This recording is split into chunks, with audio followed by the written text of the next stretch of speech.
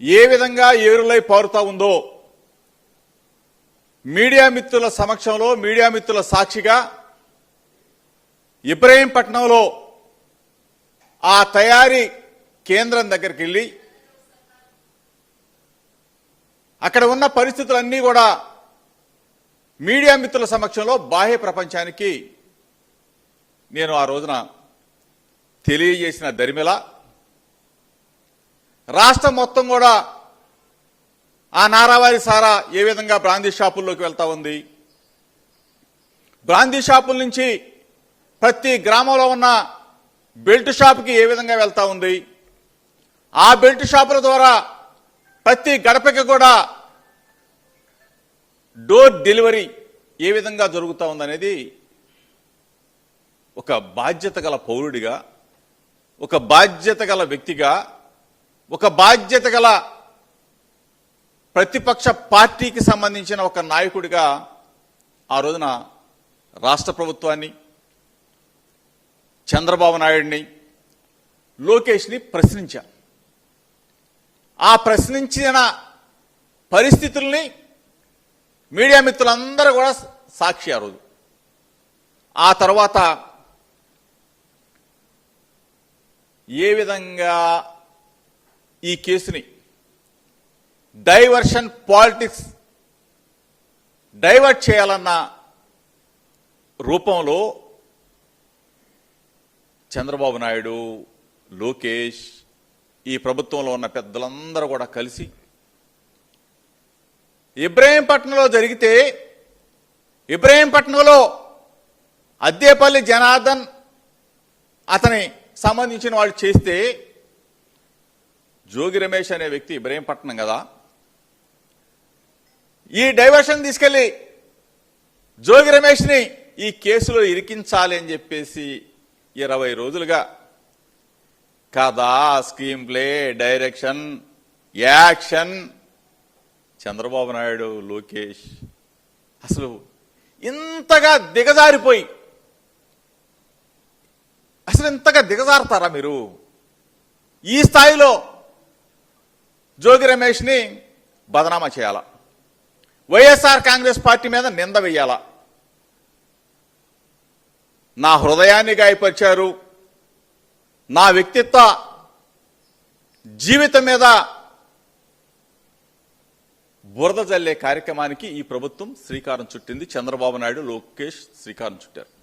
వెను వెంటనే పాత్రికేయుల సమక్షంలో రాష్ట్ర ప్రజలందరికీ చెప్పా, చంద్రబాబు నాయుడు నా హృదయాన్ని గాయపరిచాడు, నా వ్యక్తిత్వాన్ని దెబ్బతీశాడు, నేను దేనికైనా రెడీ. ఫస్ట్ సిబిఐ ఎంక్వైరీ కోరాం, రాష్ట్ర ప్రభుత్వాన్ని డిమాండ్ చేశా. సిబిఐ ఎంక్వైరీ ఏమని చెప్పేసి అడిగాం, దానికి సమాధానం లేదు. సరే, దానికి సమాధానం లేదు కదా, లైట్ డిటెక్టర్ టెస్ట్కి నేను రెడీ అని చెప్పా. ధైర్యంగా దమ్ముగా దానికి సమాధానం లేదు.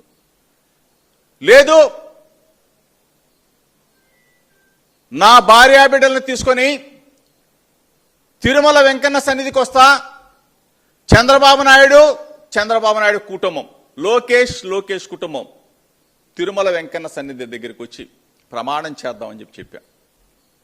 జోగి రమేష్ తప్పు చేశాడని ఒక్క మాట చెప్పు చంద్రబాబు నాయుడు, తిరుమల వెంకన్న దగ్గరికి వచ్చి ఏ శిక్షకైనా నేను రెడీగా ఉన్నానని చెప్పా. దానికి సమాధానం లేదు. అక్కడ దాకా నేను రాలేను అనుకుంటే అమ్మ కనకదుర్గమ్మ, బెజవాడ అమ్మ కనకదుర్గమ్మ సాక్షిగా, నా కుటుంబ సాక్షిగా నేను వస్తా, నువ్వు కూడా చంద్రబాబు, లోకేష్ ఇద్దరు కూడా మీ కుటుంబ సాక్షిగా రమ్మని చెప్పాడుగా. అక్కడ ప్రమాణం చేద్దామని చెప్పా.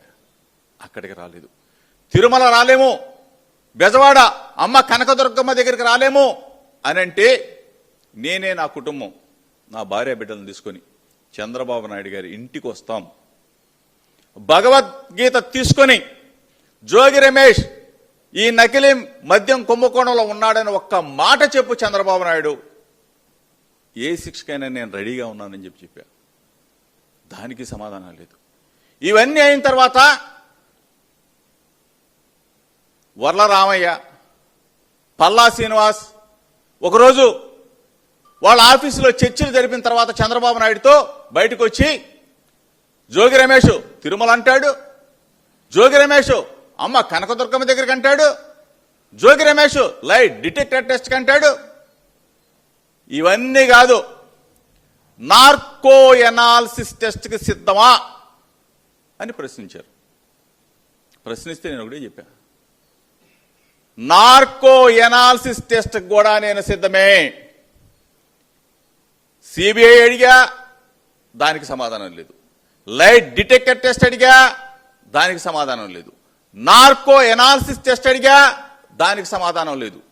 ఇవే కాకుండా మన భారతదేశంలో ఏ వ్యవస్థ ఉన్నా సరే మీరు ఆ వ్యవస్థ మీద ఎంక్వైరీ చేయించుకోండి జోగి రమేష్ మీద అని చెప్పా.